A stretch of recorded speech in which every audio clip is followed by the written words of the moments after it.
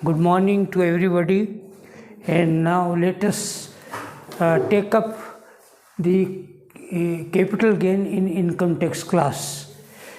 So far we have already calculated question number 10th. हमने इस पर बात की थी कल. आज हम बात कर रहे हैं इसी टॉपिक के क्वेश्चन नंबर 12th पर. देखिए क्या कहता है क्वेश्चन नंबर 12th. उसने कहा है कि निम्नलिखित परिस्थितियों में कर निर्धारण वर्ष 2020-21 के लिए कर योग्य पूंजी लाभ की गणना कीजिए. पहले ए पार्ट है.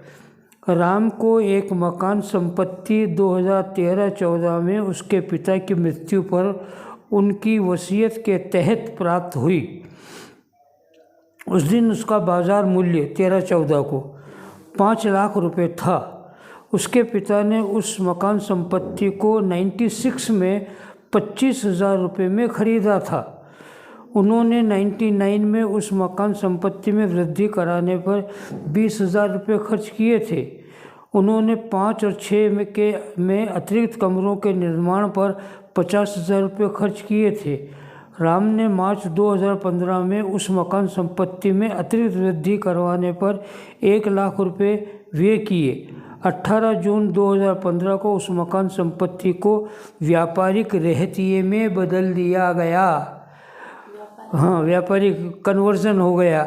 तो जो कन्वर्जन होगा वही इसका सेल्स वैल्यू मान ली जाएगी. बदल दिया गया. उस दिन मकान संपत्ति का बाजार मूल्य 7,50,000 रुपये था. तो 18 जून 15 को मकान संपत्ति को स्टॉक में बदला व्यापार के लिए, और उस समय बाजार मूल्य 7,50,000 रुपये था, और यही इसका सेल्स कंसीडरेशन इस स्थिति में माना जाएगा. बात समझ में आ गई. एक बात तो ये क्लियर हो गई. फिर आगे उसने ये कहा है उस मकान संपत्ति को 10/2/2020 को 8,50,000 रुपये में बेच दिया गया. अब बाद में उस मकान संपत्ति को बेचा तो मकान संपत्ति 15 के बाद 18 जून 15 के बाद व्यापार के हिस्सा हो गए. तो व्यापारिक संपत्ति होगी, तो व्यापारिक संपत्ति बेची जाती है तो उस पर जो भी होता है वो कैपिटल प्रॉफिट वगैरह होता है वो बिजनेस में कैलकुलेट होता है. यहाँ नहीं होगा. बात समझ में आ गई. तो 8,50,000 रुपये में बेचा गया. इससे हमारा कोई सरोकार नहीं है. 15/4/2020 को 2 लाख रुपये ग्रामीण विद्युतीकरण निगम लिमिटेड के 5 वर्ष बाद शोधनी बॉन्ड्स में विनियोग कर दिए. उक्त संपत्ति का 1/4/2001 को बाजार मूल्य 1 लाख रुपये था और बाद में कॉस्ट ऑफ इंडेक्स दे रखे हैं. ठीक है. तो आइए इसी पर हम बात कर रहे हैं. पहले इसका ए पार्ट. ठीक है. और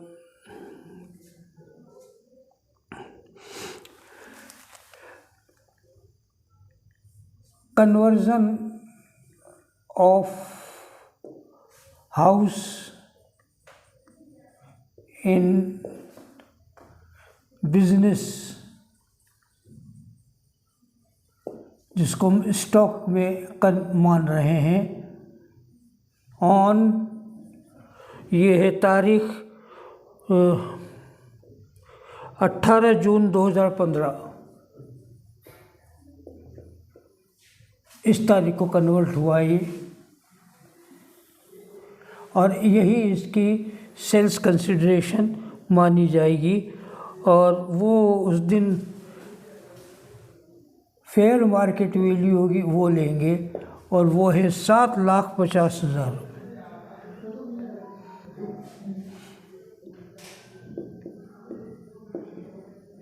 यही इसका सेल्स माना जाएगा. सेल्स कंसीडरेशन मानेंगे इसे. ठीक है. ध्यान रखिएगा इसका. अब ये इसकी कॉस्ट ऑफ एक्विजिशन कंसीडरेशन 7,50,000 रुपये लेस कॉस्ट ऑफ एक्विजिशन, और कॉस्ट ऑफ एक्विजिशन इसकी थी, देखिएगा उसको तो ये संपत्ति उपहार में मिली, और उसके पिता ने ये संपत्ति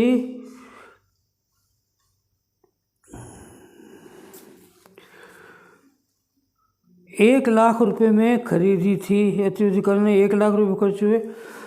वृद्धि करने पर उसके पिता ने इस मकान संपत्ति को 1996 में 25,000 रुपये में खरीदा।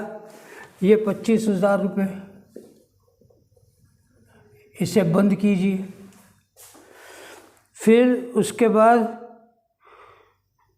99 में वृद्धि करने पर खर्च हुए एक्सटेंशन,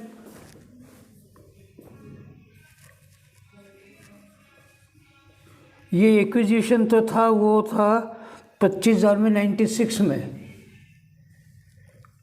और ये एक्सटेंशन हुआ है 99 में।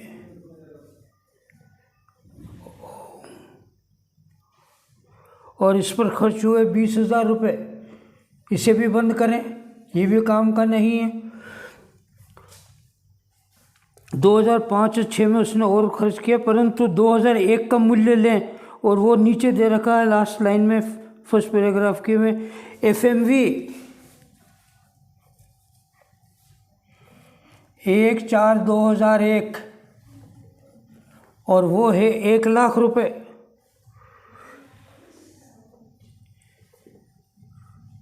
इसे बंद करें। कॉस्ट ऑफ इंडेक्स लें 1,00,000 का इंटू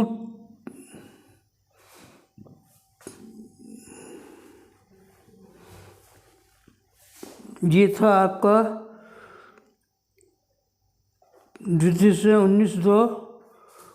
15-16 में, क्योंकि 15-16 में इसने वापस मकान में वृद्धि की है। राम ने मार्च 15 में उस मकान संपत्ति में वृद्धि की है, करवाने पर फिर 1,00,000 रुपये खर्च किए हैं। तो 1,00,000 का ये 2015-16 में 254/100 बोलिए।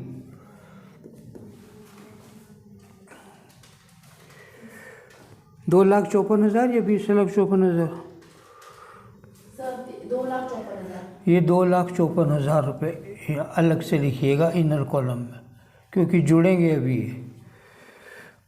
सर एक चीज़ मैं आपसे कहना चाहती हूँ, 1,00,000 रुपए है वो 2001 में इन्होंने मार्केट फेयर वैल्यू थी इसकी, हाँ ठीक है, और इसको इसने खर्च किया है 2015-16 में, हाँ, ठीक है ना, इसलिए इसका 249 2015-16 को लिए, आएगा, नीचे 1,00,000 हाँ बिल्कुल ठीक है। फिर एक ये 28 में 15 से बदल दिया गया, 15 में बदला ना व्यापार को, रहतिये को, इसलिए 15-16 को लिया है। 2015-16 करने से ताकि ध्यान रहे कि 2015-16 में इसको स्टॉक में परिवर्तित किया था। अच्छा, फिर उसके बाद कहता है उस दिन मकान से इतना था, और फिर उसके बाद उसने 50,000 रुपये अतिरिक्त निर्माण पर खर्च किए थे 5 और 6 में। ये कॉस्ट ऑफ इंडेक्स 2015-16 के बाद में 5 और 6, 5 और 6, हाँ भाई 15-16 को तो ये जो मकान था ये वाला 1,00,000 का जिसकी मूल्य थी 2001 में, उसको 15-16 में स्टॉक में ले लिया, तो 15-16 का मूल्य क्या हुआ 1,00,000 का, ये तो वो हो गया।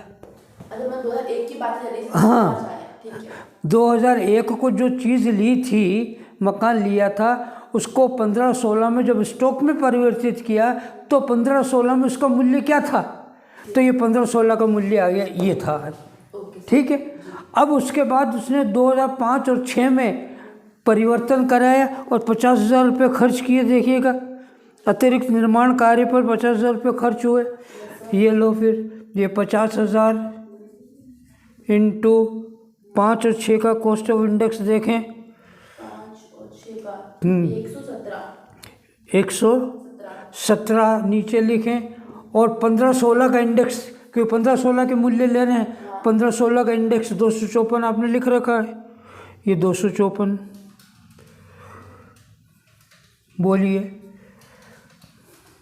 सर 1,08,547,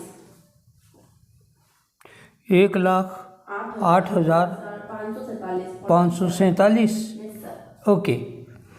फिर आइएगा कि इसने एक अतिरिक्त वृद्धि की 15-16 में और 1 लाख रुपए की। ठीक है, लिखे। फिर लिखे एक्सटेंशन 2015-16 और वो है 1 लाख रुपए। सी आई लें उसका 1 लाख रुपए। 14-15 में किया है, सॉरी 14-15, 15-16 नहीं, 14-15 में 1 लाख रुपए इंटू आज 15-16 में इंडेक्स है 254। 14-15 का इंडेक्स देखें, चेक करें। 14-15 का इंडेक्स सर 240 का भाग डिवीज़न करें। बोलिए।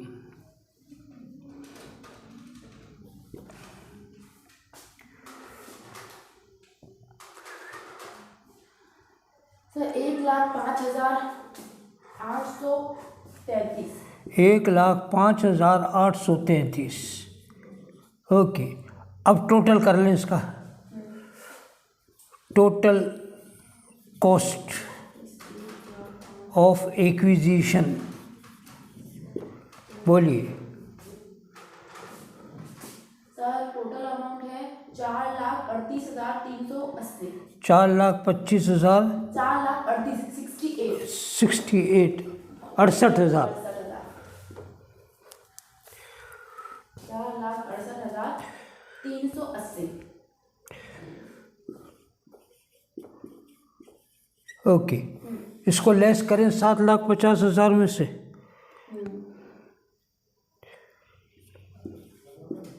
बोलिए। सर अमाउंट आया 2,81,620। 2,81,620। हाँ, 620। ओके, ये आ गया। ये हुआ कैपिटल, ग्रॉस कैपिटल गेन, क्योंकि अभी हमें एग्जम्पशन देना है। अब आगे एग्जम्पशन के लिए क्या कहता है कि उसमें से उसने कहा है कि 15/4/2020 को 2 लाख रुपए ग्रामीण विद्युतीकरण निगम लिमिटेड के 5 वर्ष बाद शोधनी बॉन्ड में विनियोग कर दिए। उक्त संपत्ति का 1/4/2001 को बाजार मूल्य इतना था। ओके, को बात के नहीं हमें लेस नीचे लिखिएगा, मैं यहाँ लिख रहा हूँ less exemption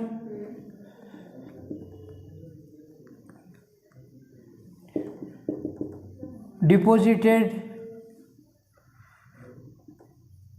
in rural electrification corporation 2 lakh रुपए जमा कर दें इसमें। ये 2 लाख या तो मकान खरीदे, नहीं तो यहाँ जमा करे, या national highway authority of India को जमा कर दे, या कैपिटल अकाउंट में जमा कर दे। 3 जगह बताई थी आपको। जी सर। क्या था? 2 लाख रुपए जमा हो गए। Deposited in rural electrification corporation, तो 2 लाख घटाए तो 81,620 चेक करो, ये हो गया LTCG। अब यस सर। ये उत्तर हुआ इसका, 81,620। चेक कर लो उत्तर को।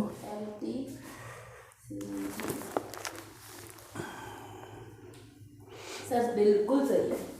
ठीक है, जी। ये हमारा इसका उत्तर कंप्लीट हो रहा है ए पार्ट का। ओके। अब चलते हैं बी पार्ट की ओर।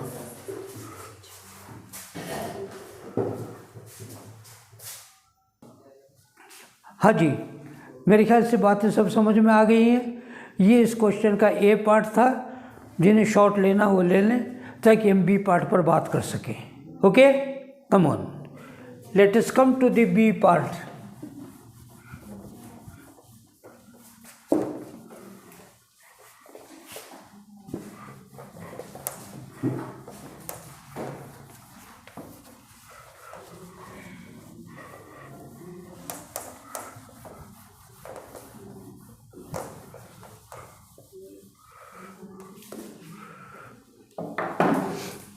हाँ जी, बी पार्ट पर बात कर रहे हैं। बी पार्ट में क्या कहता है ये, मोहन ने एक्स एंड कंपनी के 10 रुपये वाले 2000 समता अंश 10/5/2009 को एक दलाल के माध्यम से 120 रुपये प्रति अंश की दर से खरीदे तथा 2400 रुपये दलाली के चुकाए। ये पेमेंट खरीदते समय हो रहा, दलाली का ध्यान रहे। 28/3/2010 को कंपनी द्वारा उसके द्वारा धारित प्रत्येक 2 अंशों के लिए 1 अंश के अनुपात में बोनस अंश दिए गए। तो 2 पर 1 दिया तो 2000 पर 1000 अंश मिल जाएंगे, ठीक है। तो 1000 बोनस शेयर्स हो गए, 2000 वो ओरिजिनल शेयर्स हो गए, 3000 हो गए हैं।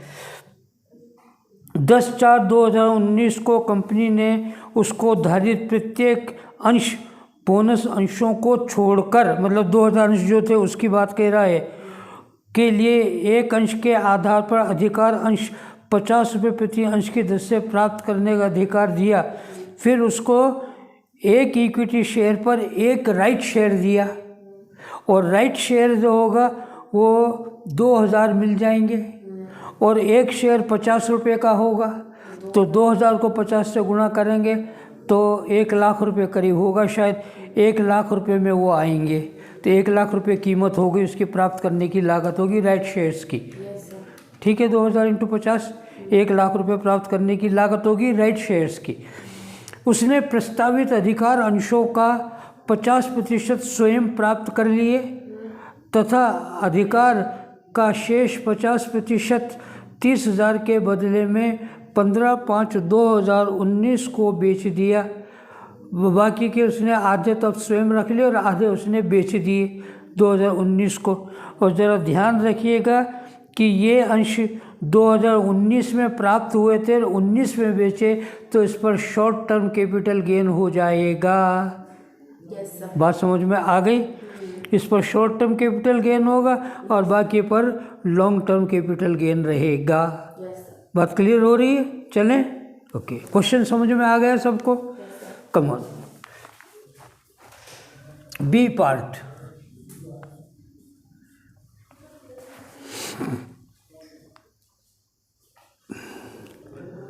और उसने क्या किया, हाँ एक लाइन और रह गई। उसने धारित सभी अंशों को 15/3/2020 को 100 रुपये प्रति अंश की दर से बेच दिया। यह मान लीजिए कि अंशों का विक्रय भारत में प्रमाणित स्कंद विनिमय के माध्यम से किया गया है। धारा 112A आ गई, ठीक है, ध्यान रखिएगा। किया गया 31 जनवरी 2018 को एक्स एंड कंपनी के अंशों का उचित बाजार मूल्य 80 रुपये प्रति अंश था। ये कॉस्ट ऑफ एक्विजिशन में काम आएगा धारा 112 के अंतर्गत। चलें, कम ऑन, एक एक को लेते हैं। पहले आइएगा, हम लेते हैं, इसलिए बेचा 100 रुपये प्रति अंश की दर से, तो ओरिजिनल शेयर्स को ले रहे हैं। First, original shares, original equity shares, इनको ले रहे हैं और इनकी संख्या है 2000। Clear? Okay. Sales 2000 shares at the rate of 100 each. बोलिए, 2000 को 100 से गुणा किया, 2 lakh. Final value final column में लिखेंगे ताकि जुड़ जाए। ये 2 lakh, okay. Less cost of acquisition, प्राप्त किया था इसने 2009 को और प्राप्त करने की लागत थी 120 रुपये प्रति अंश की दर से। तो 2000 × 120, बोलिए, 2,40,000। 2,40,000। एक्सपेंसेस हुआ इसका 2,400 रुपये दलाली के दिए गए। एड एक्सपेंसेस ऑन परचेज क्रय पर यह खर्चा हो रहा है प्लस 2,400, तो टोटल हो गया 2,42,400 हो गया।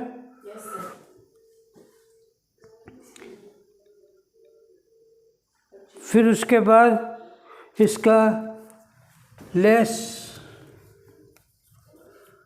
Cost of acquisition,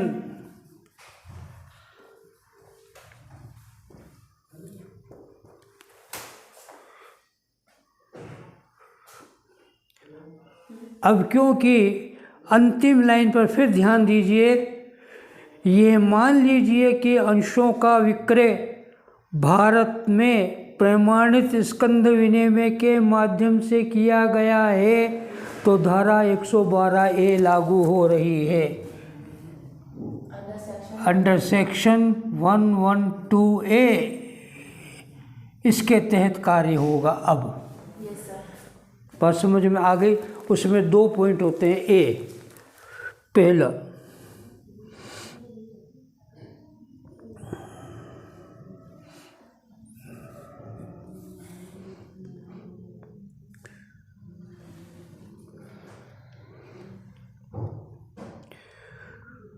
cost of acquisition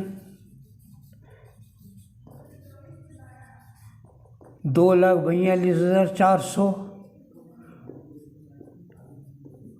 अथवा बी के 2 पॉइंट होंगे। First FMV fair market value check करें इसकी, कहाँ था उचित बाजार मूल्य, कहीं दे रखा था, देखो इसको।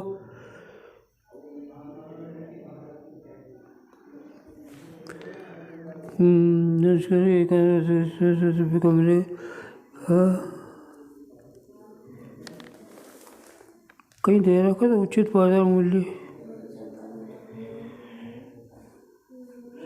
160 ऐसा कुछ था, चेक करो देखो। ये 80 रुपये ऐसा कुछ था, देखो कहीं। हाँ, लास्ट लाइन की लास्ट बट 1, 31 जनवरी 2018 को एक्स एंड कंपनी के अंशों का उचित बाजार मूल्य 80 रुपये था। ओके, तो एट द रेट ऑफ 80, तो 2,000 इंटू 80 रुपये की रेट से बोलो 1,60,000। फिर second, sales consideration, sales 2 lakh रुपए, which is less out of first and second, पहले और दूसरे में से जो कम है वो लिया जाए, तो ये आएगा 1,60,000। फिर whichever is more out of A and B, which is more out of A and B, A और बी में जो दोनों सबसे अधिक है उसको लिया जाएगा, और वो है 2,42,400। ये घटाएंगे, हाँ हायर या मोर एक ही बात है। तो 2,42,400 को घटाइए 2 लाख के नीचे से। अब घटाएंगे तो ये प्राप्त होगा फाइनल कॉलम में 42,400 रुपये minus 42,400 LT capital loss. Check करो उत्तर दे रहा है क्या? कुछ नहीं आ रहा अभी। एक साथ दिया, ये पहला उत्तर आ गया। लॉस है लॉस, LTC लॉस हो गया। ये पहला उत्तर प्राप्त हो गया। आइएगा अब हम बात करते हैं बोनस शेयर्स की। पहला हुआ original shares, comes to second one bonus shares.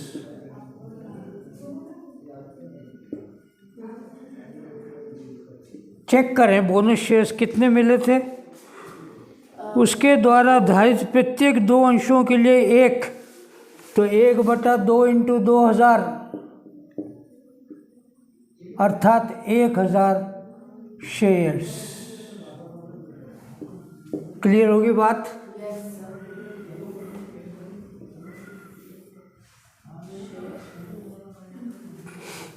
एक 1000 बोनस शेयर्स इनको बेच रहा है। सेल्स ये कब प्राप्त हुए थे, डेट का ध्यान रखना था कि लॉन्ग टर्म शॉर्ट टर्म का पता लगे। ये हुआ था इस में 1/10/19 को ना 10 को ओहो, तो लॉन्ग टर्म भी होगा। ओके हाँ ठीक, ये लिख लें 28/2/2010 को। सेल्स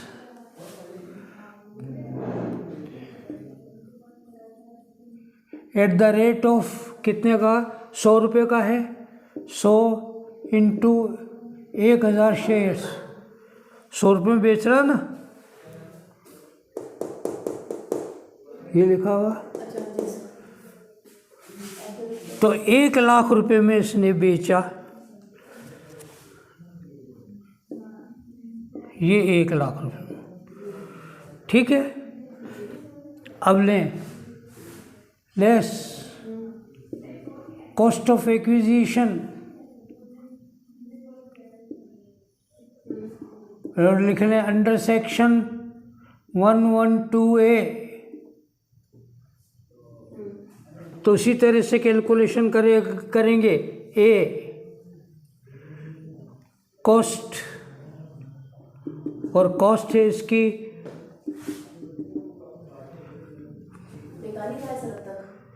ना, उसने कहा था ना नील, क्योंकि ये तो फ्री मिलते हैं ना भाई। नील अथवा बी में फर्स्ट पार्ट क्या कहता है, फॉर FMV एज ऑन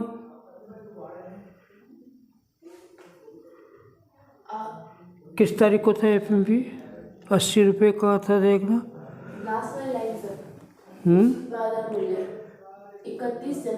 हाँ 31/1/18। ओके, FMV 80 रुपये, 1000 इंटू 80 बराबर 80,000 रुपये।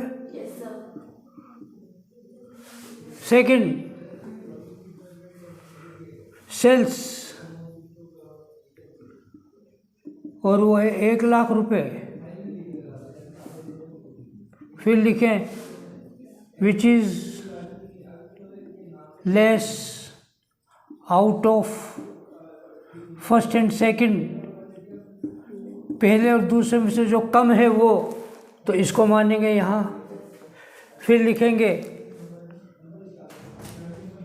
Which ever is more out of A and B। First तो कुछ है ही नहीं, तो बचेगा 80,000। तो ये 1 लाख इसको लेंगे। सर 1 लाख, सॉरी 80,000, सॉरी 80,000 ही आएगा। हाँ, विच एवर इज लेस में से 80,000 आएगा। सॉरी गलती हो गई, इसको लेंगे और ये 80,000 और नील में से 1 को लेंगे। ठीक है, तो 80,000 घटाइए और फाइनल कॉलम में LTCG लिख दें। 1 लाख माइनस 80,000 बराबर 20,000। ये फाइनल उत्तर इसका हुआ। ये LTCG आ गई।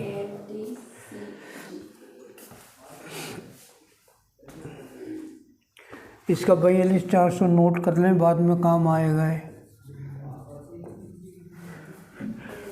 यस, शॉर्ट ले लीजिएगा, मुझे इसे हटाना है। And now let us come to the next part, C that right shares, third part. Sir C part तो है ही नहीं ना। थर्ड पार्ट बी का, बी का थर्ड पार्ट। बी का थर्ड पार्ट। बी का फर्स्ट पार्ट तो ओरिजिनल शेयर था, सेकंड पार्ट बोनस शेयर्स था, शेयर है। अब थर्ड पार्ट है राइट शेयर्स।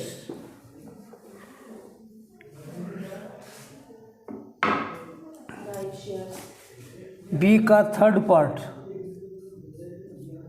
Right shares.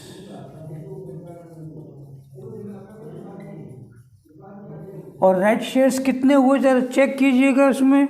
50 रुपये। उसके को धारित प्रत्येक अंश बोनस अंशों को छोड़कर, मतलब 2000 अंश जो इक्विटी है ऊपर, उसके लिए कह रहा, एक अंश के आधार पर 50, एक अंश के आधार पर अधिकार अंश 50 रुपये प्रति अंश की दर से प्राप्त करने का अधिकार है। तो एक पर एक शेयर दे रहा, ठीक है।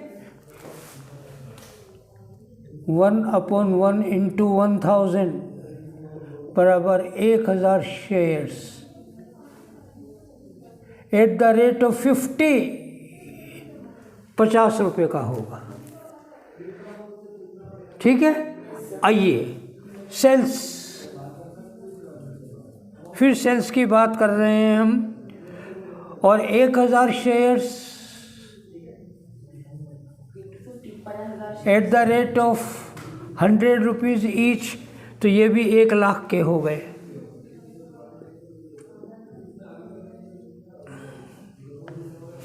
फाइनल कॉलम में कि नहीं नहीं, पहले वाले कॉलम में। Okay, inner column.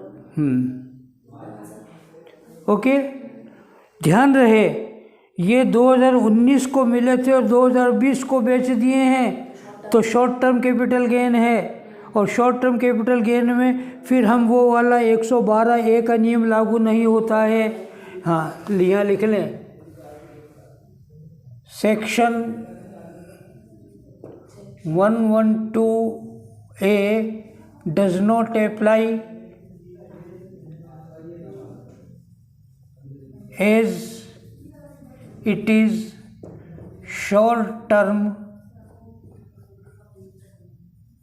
Capital gain, इसलिए 112A का नियम लागू नहीं होगा, ठीक है। Okay, less cost of acquisition,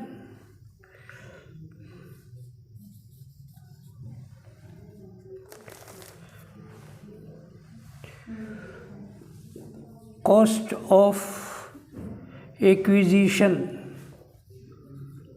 और देखिए ऊपर लिखा हुआ 50 रुपये का एक शेयर है eight the rate of 50 into 1000, बोलिए 50,000। ये 50,000 अलग से लिखे अभी, हाँ।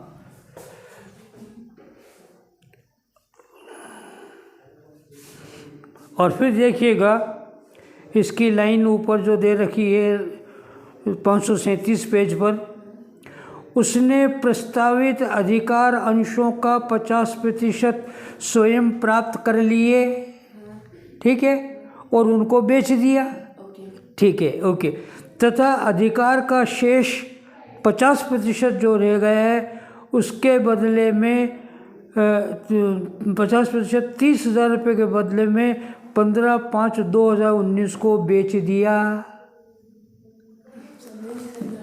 आधा तो बेच दिया, ठीक है, समझ में आई है बात। और बाकी के 30,000 तो ये चीज़ समझ में नहीं, ये समझ में नहीं आया। इसके पास 1000 शेयर्स थे,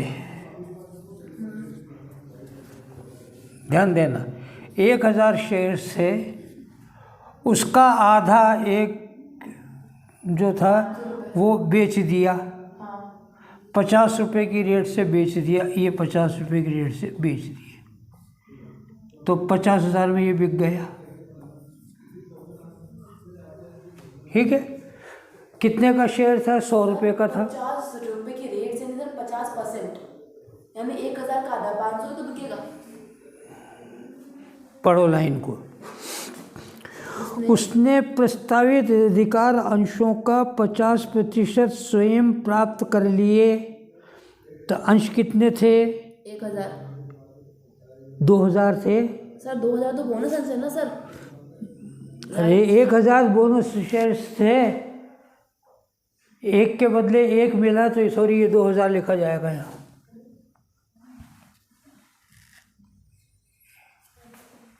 कैलकुलेशन नीचे भी ठीक, नहीं नहीं तो वो ठीक है। देखो अब देखो से यहाँ से पढ़े। तीसरी लाइन को 10/4/2019 को कंपनी ने उसको धारित प्रत्येक अंश के लिए एक अंश के आधार पर अधिकार अंश 50% से विषय, तो एक अंश पर एक राइट शेयर दिया, तो 2000 शेयर थे इसके पास। तो 2000 शेयर्स मिलेंगे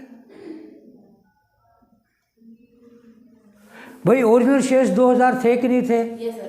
और एक के बदले एक दे रहा है राइट शेयर, तो एक अंश पर एक दे रहा है, तो 2000 पे 2000 मिलेंगे ना। ठीक है, नहीं समझ भाई? बोनस शेयर जो था वो 2 पर 1 दे रहा था। 2 पर वो 1 दे रहा था। हाँ, मैंने अगर आपने 1000 शेयर लिए तो आपको 2000 का अमाउंट भरना पड़ेगा। नहीं अमाउंट की बात मत करो, अंशों की संख्या की बात करो। यदि 2000 थे तो 1000 मिलेंगे आधा। अच्छा, 2 पे 1। 2 पर 1 ये कह रहा है 1 पर 1 मिलेगा राइट शेयर, यानी 1000 लेंगे तो 1000 ही मिलेगा। 1000 आपके पास शेयर्स होंगे तो 1000 मिलेंगे, 2000 होंगे तो 2000 मिलेंगे, 10000 होंगे तो 10000 मिलेंगे। Okay sir. ये कह रहा। तो 2000 अंश उसको मिलेंगे, 50 रुपये का एक अंश है, ठीक है। परंतु सेल कितना कर रहा वो? आधे 1000 अंश, 50% ही कर रहा है ना सेल। तो 2000 का आधा हो गया 50% पर 1000। ये है 2000 का 50% हो गया 1000। 1000 अंश बेचे 100 रुपये की दर से 1 लाख रुपए के, ठीक है। यहाँ पर अब ये है कि इसकी कॉस्ट ऑफ एक्विजिशन कितनी है? 1000 अंशों के 50 रुपये की रेट से 50,000 रुपये, ठीक है ना। अब क्या किया कि 2000 अंशों में से 1000 तो बेच दिए उसने, बाकी के 1000 अंश जो उसके पास बचे हैं वो उसने अपने पास रखे हैं, परंतु उसका अधिकार बेच दिया है 30,000 रुपये में। जी सर। बात समझ में आ गई? हाँ सर, अधिकार। ये अंश तो उसने पूरे के पूरे बेच दिए अधिकार सहित। अब बाकी के जो 1000 अंश बचे हैं वो अंश अपने पास रखे हैं, परंतु उनका जो अधिकार था वो अधिकार बेच दिया 30,000 रुपये में। बात समझ में आ गई? तो ये बेच दिया, ये 30,000 रुपये। ये तो 1000 इंटू 30 रुपये के रेट से सेल ऑफ राइट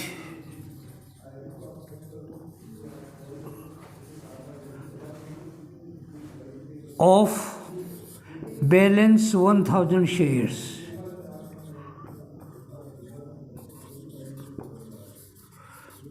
जो बाकी के 1000 अधिकार अंश बचे थे उसका अधिकार बेच रहा है, अंश नहीं बेच रहा है, अधिकार को बेच रहा है, और वो बेचा है 30,000 में।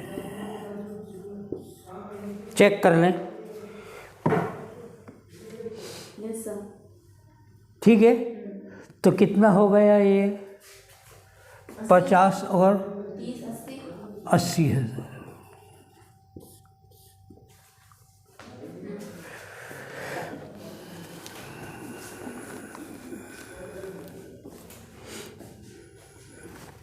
ये 50,000 तो ये गए इसके,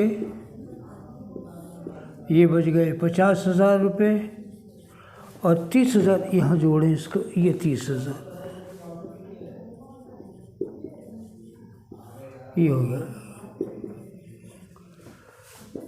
ये शॉर्ट टर्म कैपिटल गेन, ये फाइनल कॉलम में अब आप लिख लें इसे 80,000।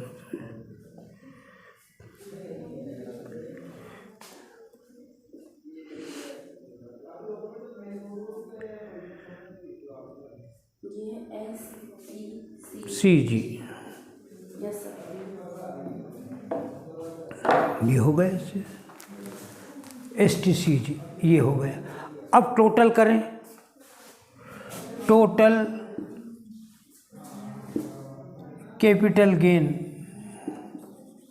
81,600 इसका तो पहला सही है। पहले में ए में बिल्कुल सही आंसर सर। कितना था? 81,620 ए का। ए का कितना था? 81,620 क्या था? L T C G short, sir, LTCG L T C G 81 620। 620। B में, सबसे पहले तो बी का एक ही था बस, हाँ सर, ये एक ही था, ए का तो एक ही है। ए का एक। बी में बी का फर्स्ट आया था सर ओरिजिनल शेयर, इसमें -42,400 लॉस है सर। एल टी सी जी या एस टी सी जी? LTCL है, एल टी सी जी LTCL है। Loss loss, -42,400। Yes sir. हाँ जी। और सेकंड है LTCG आ रहा है 20,000 रुपये। एल टी सी जी 20,000 रुपये। और थर्ड में आया है 20,000, एक मिनट। और थर्ड में आया है STCG 80,000 रुपये। एस टी सी जी 80,000। 80,000 रुपये प्लस में है ये भी, यस। अब चेक करें कैलकुलेटर पे, एल टी सी जी लें पहले। हाँ, 81,620 81,620 और 20,000 20,000 टोटल बोलो। सर 1,01,620 -42,400 लॉस घटा दो। 42,400 लॉस घटाया। हाँ बोलो। 59,220 क्या? 59,220 दी कैन पूंजी लाभ 81,620 तो आ रहा, ठीक है ये। STCG भी अच्छा, दोनों का अलग अलग दिया है। अल्पकालीन पूंजी लाभ 80,000 आ गया, आ गया। ये भी ठीक है। फिर कहता है 22,400। अच्छा, इसका ये तो सिंपल बी। हाँ ये ठीक है, 22,400 ठीक है, यस सर। 42,400 -20,000 22,400 तो 22,400 आ गया। ठीक है। ठीक है। अब ये इस तरह से उत्तर इसका होगा। बहुत अच्छा सवाल है, वेरी गुड। तो एल टी सी जी ये हो गया, इसका तो इसमें ये हो गया, इसमें इसका हो जाएगा ये लेस करेंगे तो -22,400 यस सर 22,400 लॉस है ये। और थर्ड का आंसर ये आ जाएगा +80,000। ये लो, तो short term capital gain 80,000 B में, और लॉन्ग टर्म कैपिटल लॉस 22,400, और ए का तो अलग है ही 81,620। ओके, इसके साथ ही हम आज की बात पूरी करते हैं। मैं समझता हूँ कि ये अच्छा प्रॉब्लम थी, आपको अच्छी तरह समझ में आया होगा। आगे हम फिर चर्चा करेंगे, दूसरे क्वेश्चंस पर बात करेंगे। I wish you good luck and thank you.